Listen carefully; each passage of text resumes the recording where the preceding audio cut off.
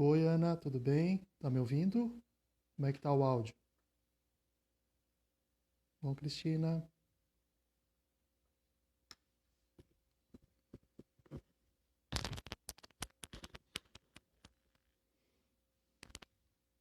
estão me ouvindo bem?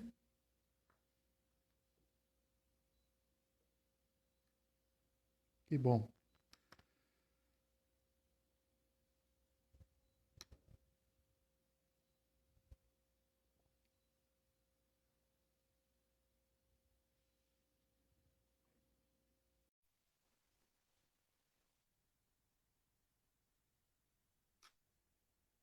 Everaldo, Olá, Maiara, tudo olá, bem? tudo bem?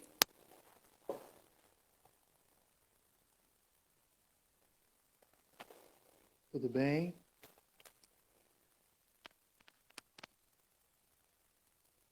Estão me ouvindo? Ouvindo bem? Eu estou ouvindo bem. E o meu áudio tá legal? Ok, tá legal, tá Tá legal. legal? Isso. Dai, que bom te ver aqui. Vini, bacana.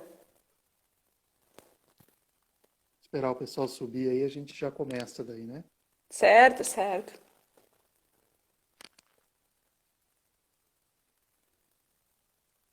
Que bacana. Mariana, Bruna, Bruna. oi, Evi.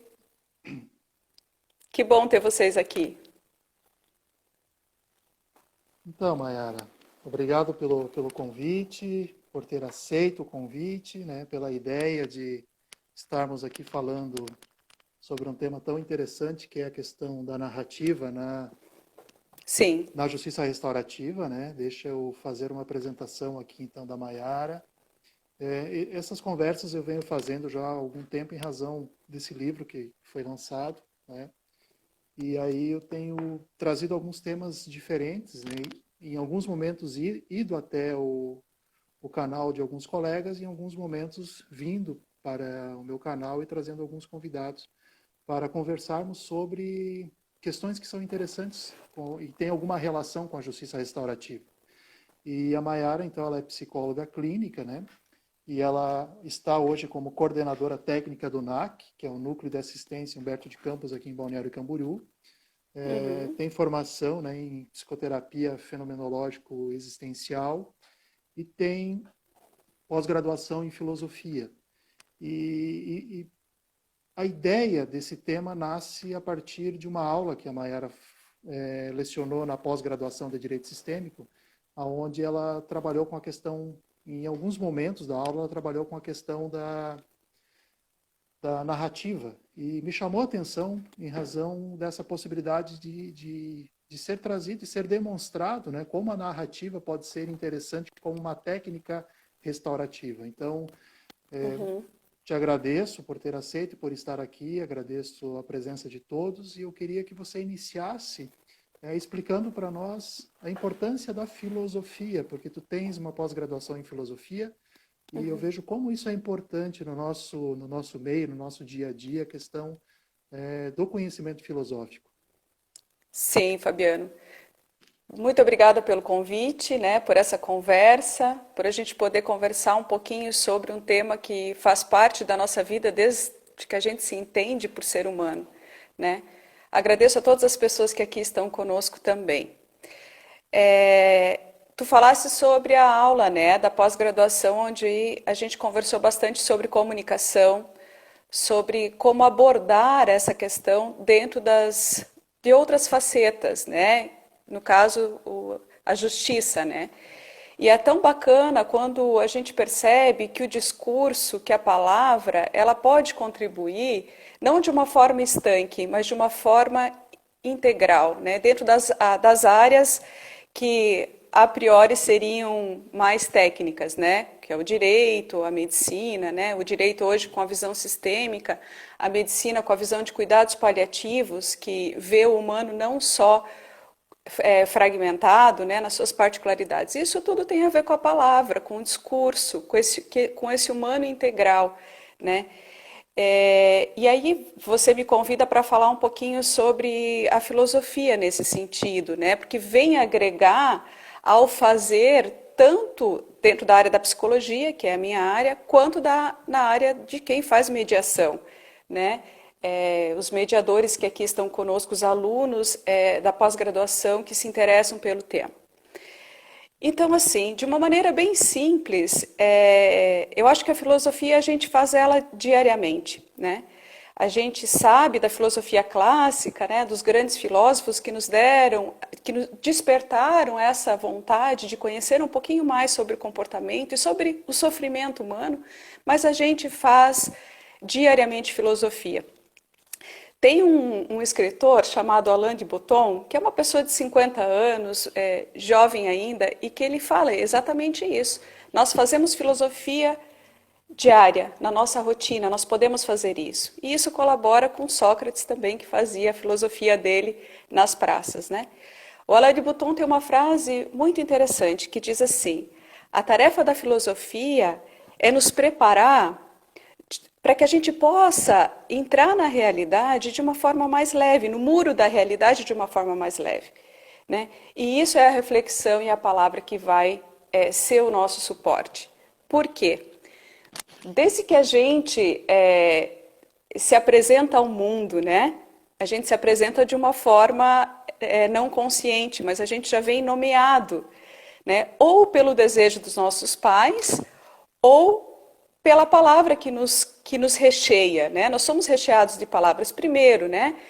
É um menino, é uma menina, né? A criança nasce já nas primeiras horas, a gente já tenta identificar como sendo parecido com o pai, com a mãe. E isso tudo que é? É a gente colocando nesse humano, que aí nasceu, recheando ele de palavras para que ele já crie um sistema de reconhecimento, né? Então, olha que interessante, a gente não consegue fugir disso, né? A gente nasce com esse aparato e esse aparato nos faz humanos, né? Cria nossa subjetividade. E com isso é um caminho ininterrupto, né? Da palavra, da comunicação, da linguagem na nossa vida.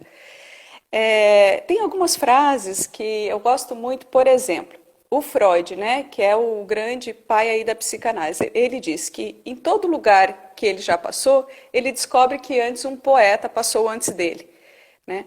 Fazendo uma referência então aos poetas, aos filósofos. Ele vai dizer no sentido da palavra, né, da prosa, do verso, do contato, da comunicação. Veja, o pai da psicanálise já tem a palavra como sendo o centro da subjetividade, a palavra e o não dizer também. O Sartre é outro filósofo do existencialismo que vai dizer, para todo acontecimento banal, para que todo acontecimento banal se torne uma aventura, é indispensável que o narremos. Olha que interessante, quando eu coloco a minha fala em uma narrativa, eu assumo um papel, eu saio de um centro e vou para um outro espaço. Então, aí também nós podemos ver muito conteúdo, né? Os conteúdos vindo à tona através de uma narrativa, e não só através da palavra, porque a palavra é um ato, a narrativa é uma atitude, é algo que continua, que desdobra, né?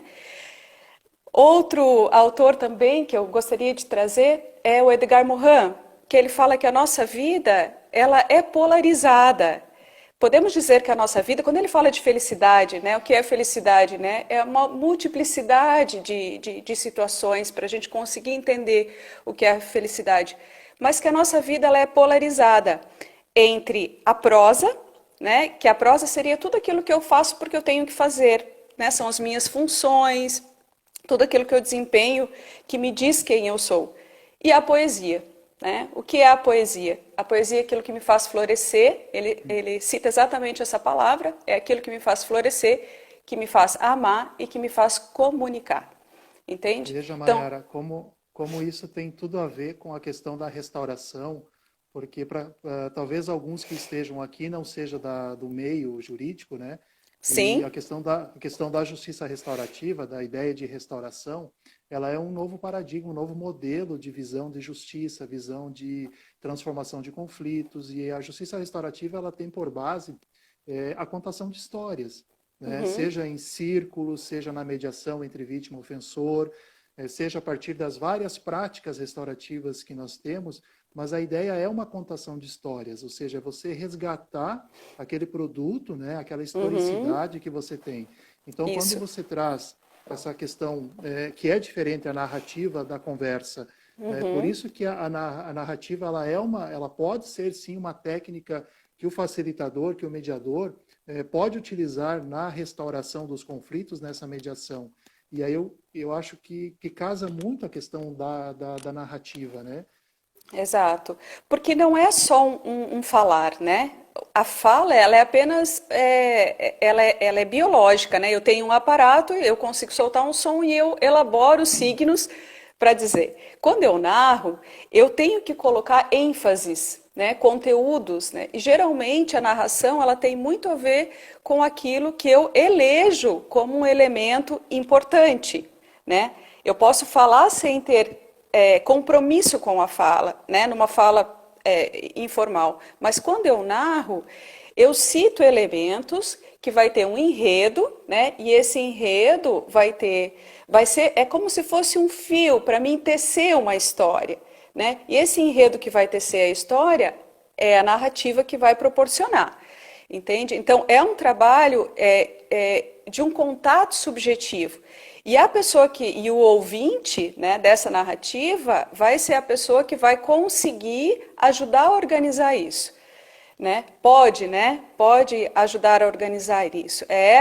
Eu acho que é esse o grande desafio, né, para nós enquanto ouvintes e enquanto produtores de fala também, né?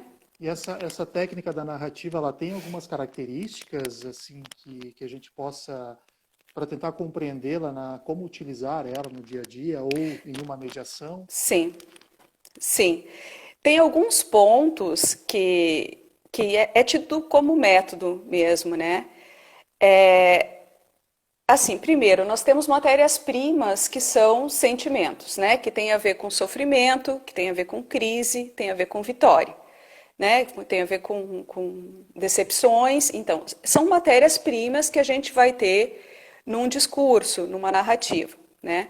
Agora, o que um mediador, alguém que escuta, né? Deve fazer, que é mais seguro fazer, né? Porque a gente sempre quando escuta, a gente vai escutar a partir do nosso mundo, né? O nosso mundo, ele vai entrar em contato com um outro sempre contaminado por crenças pessoais, né? Mas quando eu me coloco como um ouvinte, eu posso sim, né, utilizar de algumas ferramentas que me ajudam a seguir um caminho seguro e não tão interpretativo, né? Porque se eu interpreto, eu coloco um juízo e esse juízo não Entra, pode ser meu. entra na subjetividade daí, né? Entra na subjetividade. Então, um E dos entra no aspectos julgamento. do julgamento que aí eu corro o Esse é o problema. risco de dizer o que é certo e o que é errado. E se eu não vivo o contexto, se eu não vivo a história, eu não tenho direito de nomear o que é certo e o que é errado. Né? Eu até falei isso na aula que a gente teve, que o terapeuta ele tem que incorporar uma incerteza. Né? O terapeuta ele não tem que chegar com uma certeza, com um saber instituído e pronto. O terapeuta incorpora a incerteza e essa capacidade de não saber, porque é uma capacidade de não saber, vai levar à construção de um saber. E essa construção do saber, ela é sempre feita por aquele que age, por aquele que atua e que vive o enredo, né? O enredo que está sendo falado. Por isso que a família, o sujeito, né, a pessoa nesse sentido, ela é a própria curadora, né, do seu enredo, da sua história, né. É um paradoxo implícito, né, porque muitas vezes é aquilo que vai trazer o conflito, né, é a família, mas é ela que vai encontrar o manejo, a gente vai conseguir observar isso se for bem ouvido e bem direcionado. Uma das posições que um terapeuta pode ter é se manter numa posição curiosa, numa posição interessada, né? Essa curiosidade não é uma curiosidade para saber o que eu quero saber, né? O que aconteceu, né? Não, mas é uma curiosidade pela própria história, que aquilo que eu estou ouvindo é interessante. Tudo é interessante quando o outro diz, né? E esse interesse vai abrindo portas para aquele que está falando, né? Porque eu sou a quem ele endereçou a fala. Então, eu sou aquele que pode abrir a porta ou, através da minha postura, fechá-la também, né? E isso é através de uma escuta interessada, né? Não direcionar, entende? Mas compreender o porquê que a pessoa às vezes fica muito no mesmo tema, né? Repercutindo naquilo. Né? Às vezes eu tenho uma ansiedade em querer saber, em querer passar para um outro tema. Isso não pode acontecer. Né? Eu acho que eu corro o risco de perder valiosas informações nesse sentido. Então, primeiro, né, se eu puder aí dizer como dica, seria manter-se numa postura curiosa e interessada, né, por aquilo que tu ouve, não aquilo que tu achas que é importante. Né? O segundo ponto, assim, ó, geralmente o mediador ele tem um roteiro, né, de perguntas, ele tem um roteiro para se guiar. Que essas perguntas elas sejam dirigidas de modo a valorizar sempre contexto e inter-relação. Não só as características pessoais, porque senão eu vou acabar reduzindo o meu trabalho ao indivíduo. Né? E se eu trabalho com mediação, eu tenho que sair do indivíduo e ir para o contexto. Né? Então, as histórias oficiais e buscar as histórias alternativas. Exatamente. Bacana, né? Que são essas histórias alternativas que é aquele olhar que dá até para trazer o Mohana, a ideia de pensamento complexo, uma visão complexa, né? Exatamente. Se eu saio do indivíduo, automaticamente o contexto se amplia, né? Porque eu trago a questão de aonde acontece a história. Quem são os personagens envolvidos com a história?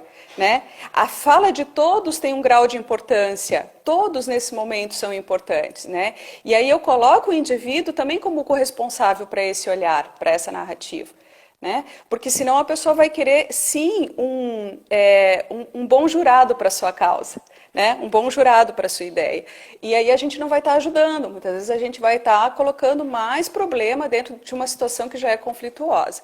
Então, assim, eu valorizo o contexto e a inter-relação. As minhas perguntas, elas podem serem direcionadas nesse sentido, tá? Inter-relação e contexto. Por quê? Diferentes leituras vão acontecer. Né? Aquilo que não seria falado vai aparecer se você traz o contexto. Uma outra questão que eu também acho interessante é observar sempre o efeito que a pergunta tem. Tá? Às vezes, a gente fica esperando a resposta e não observa o efeito da pergunta. Sabe? O efeito da pergunta, como que a pessoa sente, né? Porque é uma expressão. Né? Leitura corporal, tu diz? Uma leitura corporal, um sentimento que aparece ali, né, de raiva, de alegria, ou até de negação. Então, assim, esse é o efeito da pergunta. Porque a resposta, às vezes, é o que tem também, que vai ficar aquilo que já foi falado 1000 vezes. Né? Às vezes é uma resposta já batida, já estruturada. E se eu faço uma pergunta que eu coloco a pessoa diante de uma reflexão até então não feita, vai vir conteúdos às vezes muito originais, né, frente ao terapeuta. Então, aí eu vou conseguir sair da história oficial, né, e incorporar essas histórias alternativas, né, porque nós não temos um único tema na nossa vida. Ninguém é fruto de um único tema. Os conflitos não são frutos de um único tema. Então, como centrar? Nós temos, sim, algo que a própria pessoa elege como um centro, mas é ramificações de histórias que precisam ser ouvidas, precisam ser incorporadas. E aí percepções serão desenvolvidas a partir disso. Né? É a grande interrogação frente àquilo que muitas vezes eu tinha como certo, como verdade. Né? Quando a gente está trabalhando com narrativa, a verdade, né? A verdade entre aspas, ela caminha, tá? Ela vai trocando de lugar até que ela ocupe um lugar que seja refletido, que seja indagado de outra forma.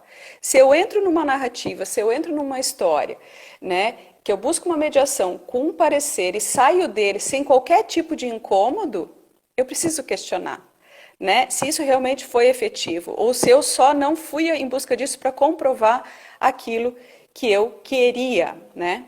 É. O Heidegger, Você só te cortando para por, fazer um parênteses, sim, você enquanto psicóloga tem talvez pacientes que saiam da terapia sem estar incomodados, ou seja, a terapia naquele momento não os incomodou. E aí você faz uma sim, reflexão que talvez foi algo muito superficial, eles não conseguiram fazer aquela internalização. E sim, trazendo isso para a questão da restauração, de uma mediação, se a gente faz um círculo restaurativo e essas pessoas saem do círculo restaurativo sem serem tocadas por isso, é da mesma forma, ou seja, você uhum, esteve ali, mas esteve pro forma, você esteve ali, mas não internalizou o sentido daquela comunicação.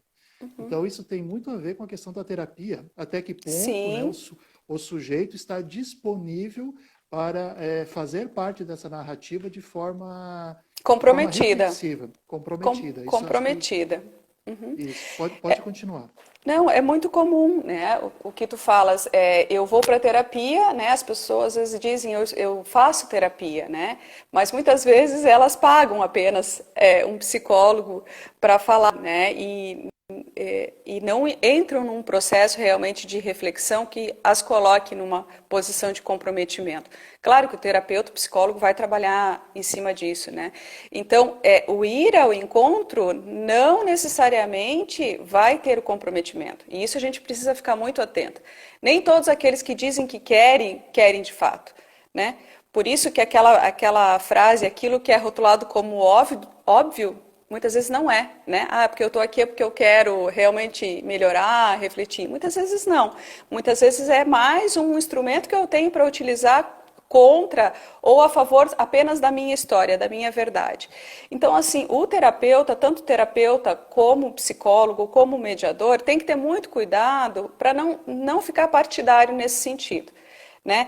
Por quê? Porque aí eu vou ser sim, eu vou ser um facilitador dessa história se eu tiver uma escuta, né, bastante clara, bastante leve com relação a isso, né? Porque é automático que as pessoas queiram falar o melhor sobre si, né? Queiram trazer a melhor versão, queiram se defender de qualquer tipo de situação que as deixe numa posição vulnerável. Isso é natural, todos nós fazemos isso. Mas quando a gente está num lugar e a gente dá crédito, né? Credibiliza alguém para nos escutar dessa forma, que tem a ver com os nossos sofrimentos, os nossos problemas, a gente precisa buscar essa sinceridade. O Rubem Alves é um outro autor que eu gosto muito e ele vai dizer que a nudez, a gente se expõe, a nudez do corpo, ela acontece de uma forma muito fácil, né?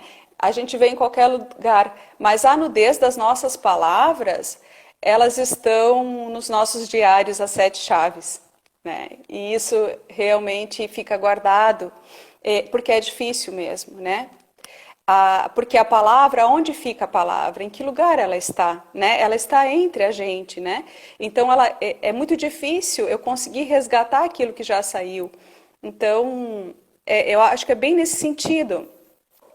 Antes eu ia colocar sobre o Heidegger, só para complementar o que eu estava falando, que ele vai dizer ali com relação a eu falo aquilo que eu quero comprovar, né, que eu sei, ele vai dizer que o humano ele sempre vai se interessar por aquilo que, de certa forma, o beneficia, né? Ele sempre vai buscar as comprovações daquilo que ele acredita. Então, é um autor do existencialismo, da filosofia, e que tem toda uma teoria, né? O Ser e o Tempo é um grande livro dele, e que ele vai dizer: ninguém presta atenção naquilo que não é importante para si. Né? Então, Exato. como numa mediação, numa terapia, eu vou prestar atenção naquilo que não é meu, né? Que é do outro. Eu faço parte, mas o grau de comprometimento disso muda, né? E no círculo restaurativo, muitas vezes, ou quase sempre, a gente aprende muito mais ouvindo do que falando.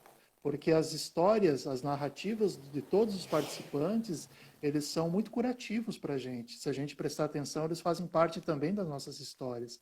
Eu queria que tu falasse um pouquinho, Mayara, da tua experiência enquanto psicóloga no NAC, porque você faz um trabalho com jovens, né? Também. E jovens, esses jovens têm uma relação com questão de dependência ou violência familiar, enfim.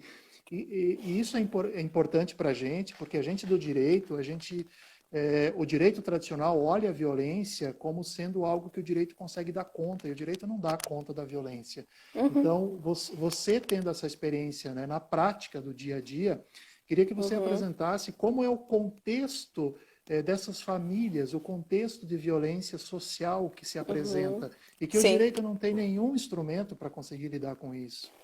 Exatamente. Com relação ao trabalho, no NAC, né, eu fui psicóloga lá, hoje eu estou como coordenadora técnica, mas temos uma equipe muito boa de profissionais trabalhando em psicoterapia, né, com pessoas que têm a dependência química fazendo parte das suas vidas, seja de uma forma pessoal ou de algum familiar, né? Sempre ligados a crianças e adolescentes. Então, uma primeira situação, né, que é importante é que a gente não atende só um elemento da família, só uma pessoa da família. Isso já está dentro do nosso regramento. Por quê? Porque a gente não consegue tirar alguém de um contexto, trabalhar essa pessoa e ela volta ao mesmo contexto, sem que qualquer outra pessoa tenha sido convocada a isso também. Tá? Então, no NAC, a gente prioriza esse trabalho. Vem mãe e filho, ou vem marido e sobrinho, enfim. A gente trabalha com o núcleo familiar. E isso traz muita diferença. É uma visão sistêmica, né? Exatamente. É uma visão da família, né? Daquelas pessoas que estão vivenciando a problemática. Não é só o dependente químico, ou não é só a mãe ou o pai, ou, né, o marido. É quem vivencia de uma forma muito próxima, porque ele também precisa ser cuidado, ele também precisa ser ouvido. Todo o sofrimento ele tem que ser ouvido. Né? Os danos são refletidos, né? Há um reflexo de dano em toda essa cadeia familiar que é desconsiderado. Né? E aí, exatamente, e quando eu vejo que o outro se compromete também, poxa, eu vou lá, eu me dedico, mas a minha mãe também vai, ou meu pai também vai, né? Ou meu irmão também vai, isso cria também uma ideia de conjunto, né? De uma corresponsabilidade. Nós falamos muito em codependência, né? A gente trabalha muito com isso porque realmente as pessoas se tornam codependentes, né? De comportamento, né? E aí, a codependência também ela pode existir no sentido da ajuda, tá? Uma das coisas que nos faz humano é o fato de a gente ter sido cuidado por alguém, né? Nós somos os seres mais frágeis nessa natureza, né? Nós dominamos, entre aspas, a natureza, né? Nós desenvolvemos, evoluímos, mas nós não somos nem um pouco qualitativos quando a gente nasce. A gente precisou de alguém que nos cuidou, nos nomeou e nos colocou nesse mundo enquanto humanos, entende? Então a gente já nasce sendo cuidado. E essa é uma visão que a gente não pode deixar de ter. Aí eu aprendo a me cuidar, né? Eu aprendo a dar valor às minhas emoções, àquilo que passa por mim, e ao mesmo tempo eu oferto esse cuidado a alguém, né? E isso daí a gente... Sim? Pode continuar. E isso a gente traz, sim, isso a gente traz num contexto daí de uma psicoterapia, né, do comprometimento, da mudança, sendo ela do coletivo, tá? Quando você falou do judiciário, nós trabalhamos com situações limítrofes muitas vezes, né? Que é de violência física, de violência psicológica, a questão da drogadição, né? Que realmente traz um prejuízo bastante grande, né? Uma desestrutura bastante grande dentro das famílias. Mas também a gente observa aquele ser que é participante, né? Aquela pessoa que é convidada a vir e nunca vem. Então, muitas coisas podem ser observadas também quando as pessoas reclamam, mas se elas são chamadas a participar, elas se negam. E talvez o direito, nessa visão sistêmica, possa perceber isso também. Nós não estamos para julgar ninguém, isso a gente sempre fala, né? Nós não estamos para julgar o teu ato, né? Sendo ele infracional para a justiça ou não. Nós estamos aqui para te escutar e ver o que nós podemos fazer com essa história, né, que tu estás construindo nesse momento. Porque uma coisa é aquilo que até então falaram de ti, né? O que falam de você. E qual é a percepção que você tem dessas pessoas que chegam até esse núcleo? Eles se sentem, de alguma forma, julgados pela sociedade, marginalizados pela sociedade em razão do álcool, em razão da violência, em razão daquele contexto em que eles vivem? Eles têm esse sentimento de exclusão e de não pertencimento? Com certeza, né? Muitas vezes eles vêm até a nossa instituição por determinação. Entende? Ou do Conselho Tutelar, Ministério Público, né? Muitas pessoas vêm por demanda espontânea, batem na porta e pedem ajuda. Todos são atendidos da mesma forma. Mas quando ele chega já com uma determinação, porque é uma determinação, mas assim, para ajudá-lo, né? Dentro de um espaço que não é julgador. A gente esclarece muito isso, tá? Porque às vezes o juiz, lá o promotor da vara da infância, ele vai dizer assim, olha, passe por esse processo psicoterápico, né? Para ver se você consegue. Então, eles vêm carregados de um estigma, sim. Então, assim, muitas vezes fechados para qualquer tipo de situação, mas eles vão entendendo que a nossa proposta, ela não é para prejudicá-los, né? Tem uma responsabilidade com relação a estar ali, né? Mas muito mais com relação à vida, né? A vida é aquilo que vai ser construído a partir disso. Então, a partir daquilo que eu vivencio dentro da minha terapia, eu vou construir a minha história. Porque até então, eles chegam no NAC com uma história já construída, né? Ah, usa maconha, já praticou pequenos furtos, isso, aquilo. Isso é uma história, a pessoa já vem carregada com isso, né? E aí, o que a gente vai ouvir a partir disso, né? Quem é aquele ser? Você não pode negar essa historicidade que ele tem, né? Não, Isso precisa fazer parte do contexto da narrativa. Isso está presente. Isso. E muitas vezes você verifica que eles querem, de alguma forma, fazer uma negação dessa vida vivida, como se fosse algo que não precisa mais fazer parte, ou não querem mais tomar conhecimento disso. Aí a gente entra numa outra questão, porque a história, ela é pele, né? Ela é pele, ela não desvincula em nenhum momento. Mas, ao mesmo tempo, quando você abre outras formas de viver, outras possibilidades de se enxergar, a pessoa começa a fazer questionamentos. E a gente vai entrar em outra questão que é com relação aos afetos. Nós temos a grande desestrutura familiar, os grandes problemas advêm dos afetos, né? Nenhum afeto é isolado. Nenhuma problemática acontece de um afeto isolado. É uma rede muito grande de comunicação, né? E isso vai aparecer. Então, assim, isso traz muita dor, isso traz... Tem que ter uma ressignificação muito grande, né? Daquela criança, daquele adolescente que vem num discurso, às vezes, muito do você não presta, você não vale nada, você só faz coisa errada, entende? Para reconstruir-se como alguém que não, né? Por isso que a palavra é tão interessante, né? A pessoa vem recheada de palavras sobre ela, né? Ah, sempre ouvi isso, minha mãe sempre falou aquilo, meu amigo diz isso de mim. Então, toda a palavra, não só de pai e de mãe, do grupo de amigos, né? Que é muito forte dentro da adolescência, ali, quando a gente está nesse período de querer saber para onde vamos, né? Então, esse recheio de palavras, ele é muito forte, né? E quando você traz assim para a pessoa, não, mas o que você gostaria, né? De outra forma, não daquilo que dizem de você, né? Às vezes a pessoa não sabe dizer. Ah, falam que eu sou assim, falam que eu sou assado, né? Mas o que realmente passa por você? Às vezes são coisas muito diferentes, né? Porque uma das coisas também interessantes que eu acho bacana falar é que nem sempre aquilo que é consciente é o importante. A consciência, ela não garante que a pessoa não vai voltar ao ato, não vai voltar a praticar um crime, a machucar alguém, a entrar em conflito. A consciência é a informação, né? Nós temos a informação, nós temos a repercussão de tudo isso na vida. Todo mundo tem. Mas como que eu lido com isso? Né? É a consciência que garante? Consciência não garante nada. Consciência só me traz a informação.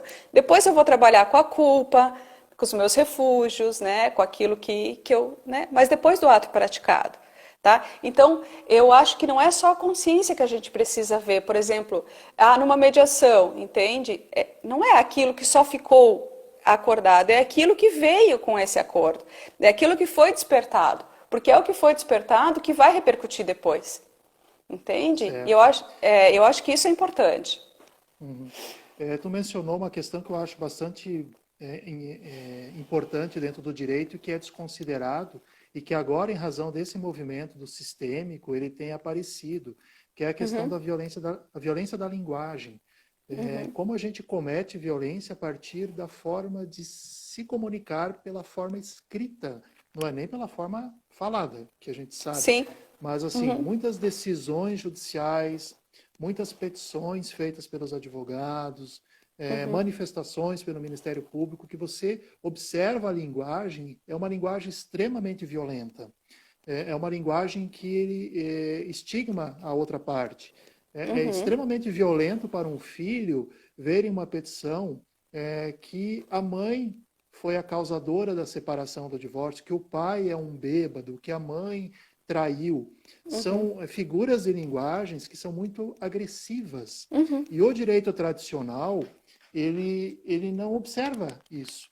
Então, Sim, a comunicação não violenta, né, uma escuta ativa, ele vai fazer com que você preste atenção também na forma da comunicação escrita. E isso é extremamente importante porque muitas vezes a gente quebra ou a gente impossibilita um acordo em razão de uma uhum, postura agressiva a partir da linguagem, né? Assim, uhum. para vocês, na psicoterapia, no consultório, isso é mais facilmente percebido. Agora, no direito, Sim, para sim, nós, isso é uma novidade, né? claro. Perceber que as decisões, quando o juiz condena alguém, dizendo Uhum, que ele é isso, ele é aquilo, uhum. é um estigma muito grande para essa pessoa que muitas vezes leva isso para a vida toda. Com Como que tu certeza. vê isso? Eu acho que são marcas, né? É aquilo que fica marcado que dizem do que eu sou. E a justiça, ela vem com um poder avassalador, né? Porque ditam para você até onde você pode ir. Claro, né? Estou falando de uma justiça castradora, né? Eu falei isso na aula da pós, mas como exemplo eu posso citar aqui que eu fiz uma perícia num caso de guarda familiar, de guarda de crianças. Eram 3 crianças envolvidas.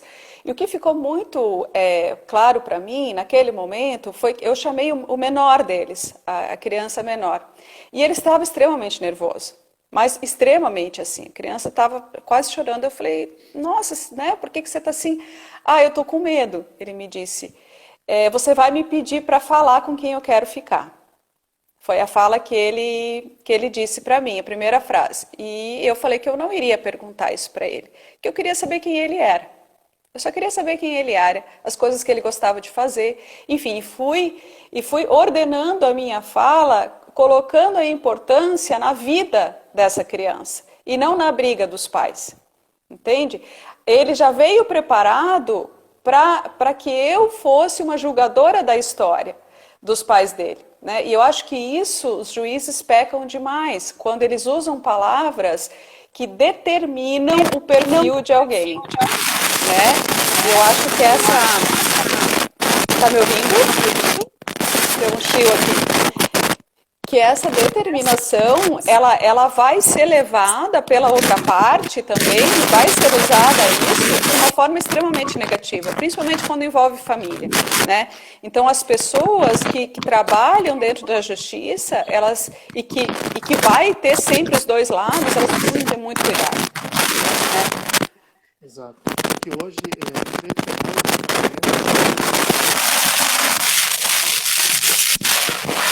principalmente, é extremamente violento. Agora, no direito de família, que aparentemente não haveria violência na fala, na linguagem, você pega, por exemplo, ela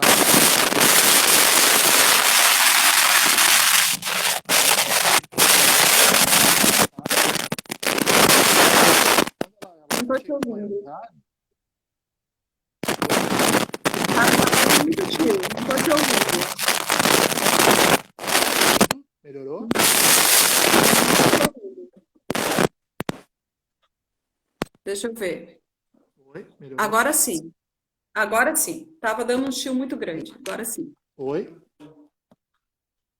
Deu, agora Melhorou? sim. Vou ficar sem o fone e ver se. Aham, sim. Ok. Então tá. Eu não escuto. E no direito de família, tá ouvindo? Agora sim. No direito de família, que se apresenta como sendo um ramo de justiça que não é tão violento, muitas vezes, quando o juiz se manifesta pelo divórcio, né, a responsabilidade de alguém na hora de conceder a guarda, ele esquece que essa criança, quando chegar aos 18 anos, ela pode querer ver esse processo e ali vai estar escrito o que foi determinado, o que foi dito do pai e da mãe. Isso é uma violência muito grande, é um subjetivismo de um julgador, às vezes, uma manifestação do Ministério Público que pode ficar e que vai ficar para a vida toda nesse processo, porque hoje nós temos os processos eletrônicos que você acessa eles, né, a todo instante. Então, olha o cuidado que nós precisamos ter com relação a essa questão da violência na linguagem em si, né? Eu queria que tu retomasse... Sim. Sim, isso fica registrado, né? Isso. Eu queria que tu retomasse a questão da narrativa, se você tem mais algo para explicar para a gente, porque eu acho que é um tema bastante interessante, essa questão da narrativa para o direito, né, para a forma de composição de conflitos. Sim. Então, mais especificamente, quando vem essa questão da demanda, porque o que a gente vai trabalhar? A gente vai trabalhar com conflito, com problemas, né? Que são trazidos e precisam de alguém que faça uma balança, né, nessas histórias, né? Por quê? Porque se as pessoas chegaram na justiça, né, ou na psicoterapia, mas vamos utilizar a justiça como centro, né? Se elas chegaram até lá, é porque já houve um caminho anterior que não deu certo, né? Pensamos assim, houve um caminho que não houve consenso. Então, isso já mostra que vem já com uma carga de violência e de dor com relação à história e aos seres envolvidos. Então, a gente não pode se abster da resolução, né? Mas a gente pode, deve se comprometer sim com aquilo que a gente disponibiliza enquanto palavra, enquanto registro, né? O juiz, ele vai registrar da forma que ele quiser, mas a escuta dele também pode ser da forma que ele quiser, né? Então, assim, os padrões, eles nunca nos ajudaram. Dentro da psicologia, a gente sabe disso. Não existe um ser humano igual a outro, né? Então, como que a gente vai padronizar? A gente deve ter caminhos, né? Nós temos estruturas, regras que nos ajudam a conviver, mas eu acho que a escuta ela é muito particular, né? E a gente observa, por exemplo, agora a gente está vivendo um período diferente nas nossas vidas, né? Como que a gente vai discursar sobre isso? Como que a gente vai narrar sobre isso? A gente pode ficar na queixa, né? De que a gente não está tendo aula ao vivo, de que a gente não pode, então a gente leva isso como um problema, ou a gente pode pensar que a gente está desenvolvendo uma nova forma de aprender, uma nova forma de se concentrar, né? Uma nova forma de fazer. Tu veja, eu falei da mesma coisa de duas formas diferentes, né? Aonde eu vou colocar a ênfase? Né? Aonde eu der abertura. Isso, naquilo que você acredita que seja o ideal numa perspectiva sua, né? Naquilo que eu me autorizo. Então, enquanto ouvinte, eu também vou autorizar o outro que ele possa se manifestar e trazer para ele outros pontos, entende? Porque daí eu não fico apenas com a minha subjetividade julgando um ato do outro. Aí fica perigoso, entende? Porque eu sempre vou falar a partir das minhas experiências. A comida, para alguém que sente fome, não tem o mesmo sentido do que para alguém que não sente fome, que consegue comer todos os dias e o alimento acaba sendo uma fonte de prazer e não só uma subsistência. Mas a comida para alguém que passa fome, ela tem um outro sentido. Então eu não posso falar da mesma coisa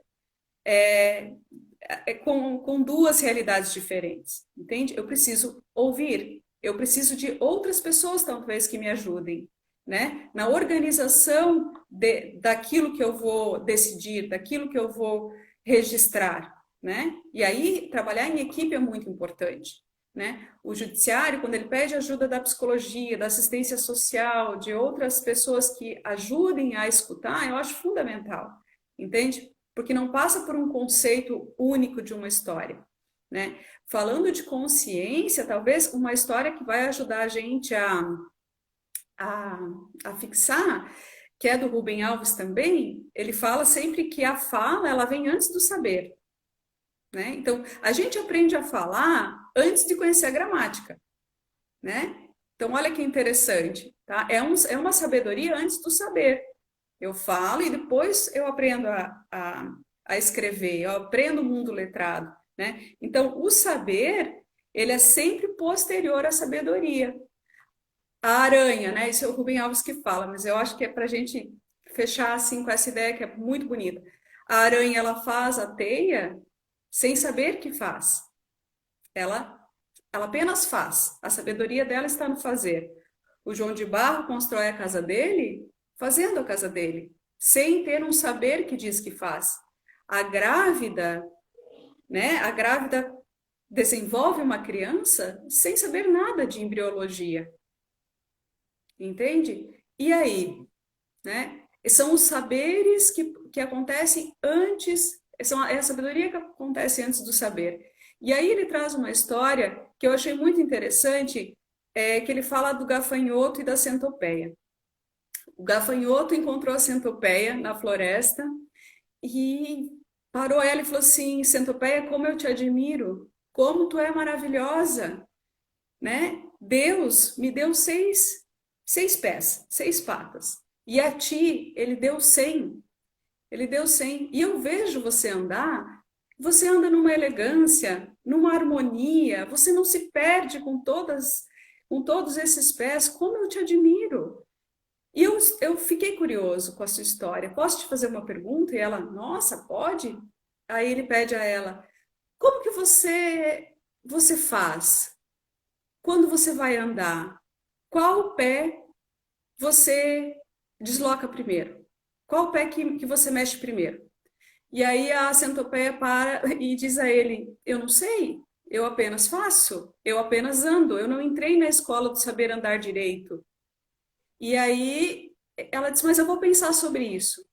E depois o gafanhoto foi embora e a partir daquele momento a centopeia nunca mais conseguiu andar de uma forma equilibrada.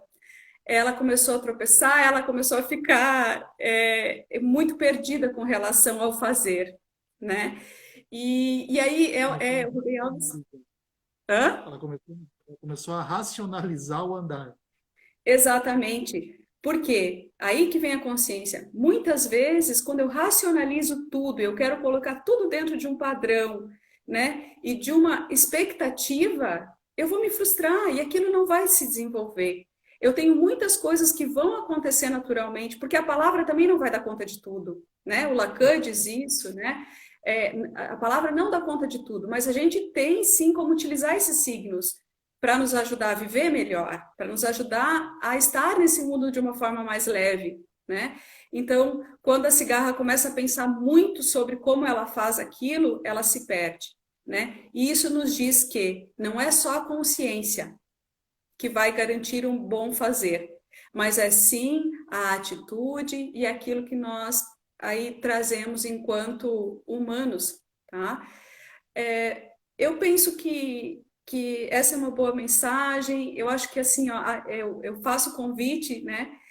Tu sabes como eu gosto da filosofia, né? Nesses últimos anos da minha vida, mais do que anteriormente.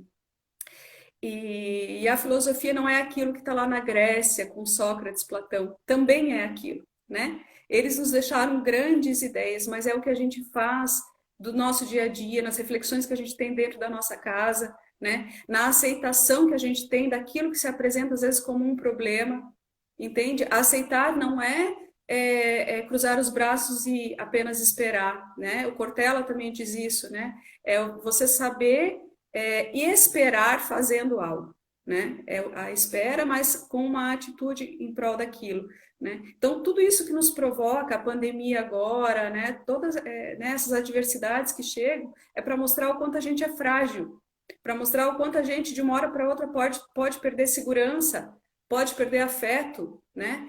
E afeto no sentido assim, poxa, quem eu mais amo pode morrer amanhã, né? E aí, como é que fica? Então, quanto mais conectados, quanto mais filosoficamente, poeticamente, né? não dos livros, mas da vida vivida, daquilo que eu consigo fazer com o que faz parte da minha existência. Eu consigo julgar menos, eu vou conseguir inferir menos na vida do outro, eu vou ter menos vícios para suprir necessidades que são criadas por mim mesmo, e vou conseguir estar um pouquinho mais leve nessa existência que é curta, né, desafiadora, mas também muito interessante. Tu trouxe uma questão da narrativa, que é a questão da curiosidade, né? Sim. E eu vejo que o Rubem Alves traz uma história sobre uma pesquisa que foi feita em Portugal, onde fizeram, com relação aos alunos, quais as questões que eles queriam conhecer, quais eram as dúvidas deles. E esses alunos, essas crianças, esses jovens, eles trouxeram perguntas assim que a gente não tem uma resposta pronta. São perguntas sobre a vida, a existência, perguntas extremamente filosóficas, né? E Uhum. aí esse diretor fez a mesma pesquisa com os professores. E os Sim. professores fizeram perguntas, todas elas técnicas. Ou seja, as dúvidas deles eram dúvidas técnicas burocráticas das suas profissões, cujas respostas eles já sabiam. E aí ele traz isso justamente assim, esses professores já foram crianças e eles não tinham essas dúvidas quando eram crianças, eles tinham dúvidas existenciais. E essas Exato. dúvidas elas ainda existem. Mas o Uhum. que que as nossas escolas fizeram com essas crianças que elas não Uhum. conseguem mais acessar essas dúvidas existenciais e ficam apenas nas dúvidas burocráticas, profissionais? Então ele faz uma reflexão como a gente precisa ter a curiosidade, né, de Uhum. fazer essa busca Uhum. dessa nossa história, ou seja, essa questão mais filosófica que a Sim, criança naturalmente tem e que sim, nós adultos perdemos essa característica. Nós temos, mas eu acho que ela está muito adormecida, né? Se você fala que alguém está filosofando, você fala de uma forma pejorativa dessa pessoa, como se a filosofia fosse algo que denegrisse ela no sentido de, olha aí o termo, né? Denegrir no sentido de ser pior. é, Então, isso é um alerta que a gente faz para os jovens adultos para que isso, não percam essa curiosidade, porque a curiosidade é o que vai dar a motivação da vida, é o que vai exato. dar o sentido de buscar um viver, né? E você verifica muito isso na questão do consultório, essa necessidade que nós adultos temos estar focado muito no hoje, e esquecemos essa visão Exato. complexa da vida. Por quê? Porque quando a gente se vê adulto, a gente tem uma responsabilização vindo realmente cultural, né? Através da nossa história da produção. Eu preciso produzir, eu preciso parecer muito inteligente, eu não posso fazer perguntas bobas, né? Eu não posso parecer frágil. A criança, por que que ela se distrai mais facilmente? Porque o mundo é interessante para ela, né? Porque os bichinhos que passam interessantes, o som é interessante, né? É a vida, né?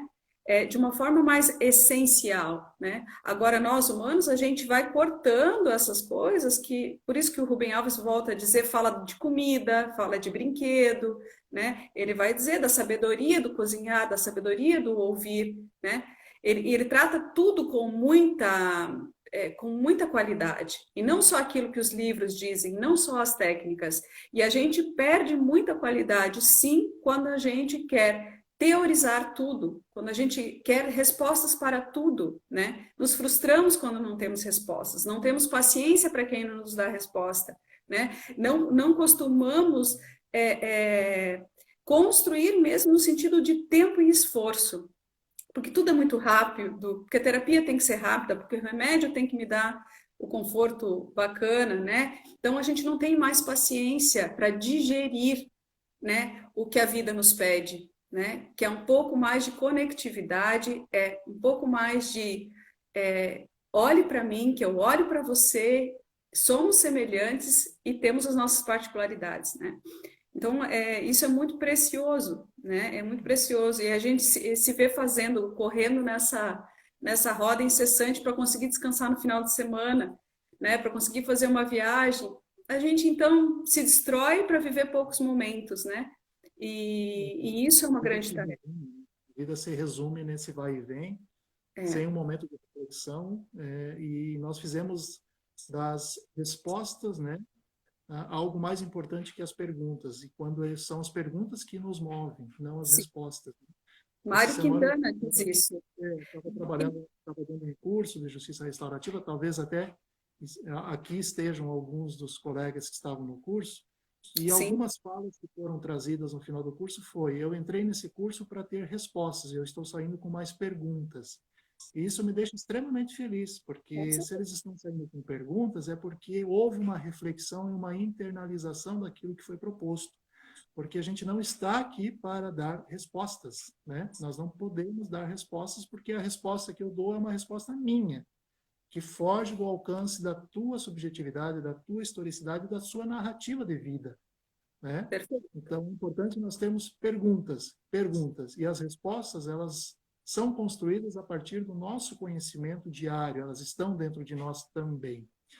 Maiara, o nosso tempo está acabando, deixa eu ver aqui, faltam 5 minutinhos, se tu quiser fazer uma finalização, fique à vontade.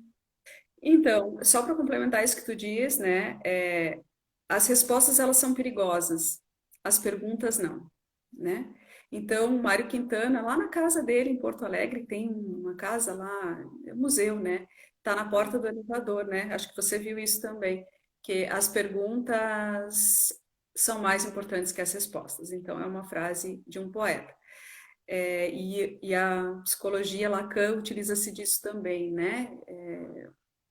Vamos fazer perguntas. As respostas elas vão acontecendo, né? A gente abre a pergunta para as respostas virem se acomodando na gente, não respostas estanques, percepções que a gente talvez até então não tinha permitido. E para encerrar, eu queria ler uma frase mesmo, porque eu não sei ela, do Alain de Botton, porque eu acho que é bem interessante. Ele vai dizer assim: talvez seja verdade que nós não existimos realmente até que alguém nos note, até que alguém note a nossa existência. Que não dizemos nada até que alguém possa entender a essência daquilo que estamos dizendo. E que só estamos completamente vivos até sermos amados. Finalizamos com amor. O amor move tudo. É isso aí. Obrigado por ter vindo, obrigado a todos os colegas que aqui estiveram, e assim a gente vai encerrando então essa conversa de hoje. Obrigada pelo convite e a todo mundo que esteve aqui. Tchau!